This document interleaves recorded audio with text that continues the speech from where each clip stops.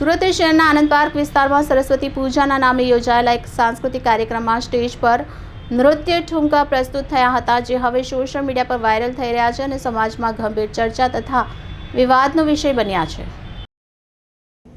આ કાર્યક્રમનું આયોજન આનંદ પાર્ક સમાજ અને મિત્ર મંડળ દ્વારા સાર્વજનિક સરસ્વતી પૂજા નિમિત્તે કરવામાં આવ્યું હતું. જાણકારી મુજબ કાર્યક્રમમાં સ્થાનિક કોર્પોરેટર સહિત અનેક લોકોએ હાજરી આપી હતી. કાર્યક્રમમાં એક ભાગરૂપે સ્ટેજ પર નૃત્ય પ્રસ્તુતિઓ ઠુમકા થઈ હતી. આ ઘટનાના વિડીયો સોશિયલ મીડિયા પર પોસ્ટ થતા શહેરભરમાં ચર્ચાનો વિષય બની રહ્યા છે. લોકો વચ્ચે મુખ્ય પ્રશ્ન ઉઠી રહ્યો છે કે માતા સરસ્વતી, જે વિદ્યા અને સાત્વિક કલાની દેવી માનવામાં આવે છે, તેમના નામે યોજાતા કાર્યક્રમમાં આ પ્રકારની નૃત્ય પ્રસ્તુતિઓ કરવી કેટલીક યોગ્ય છે.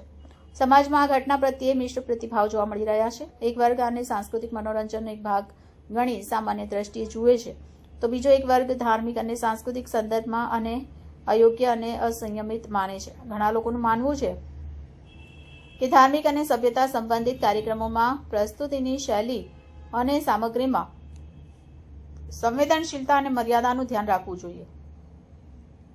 સુરતના સામાજિક, ધાર્મિક અને સાંસ્કૃતિક મંડળમાં આ પ્રકરણ પર ચર્ચા જારી છે. લોકો સોશિયલ મીડિયા પર પણ તેમના વિચાર વ્યક્ત કરી રહ્યા છે.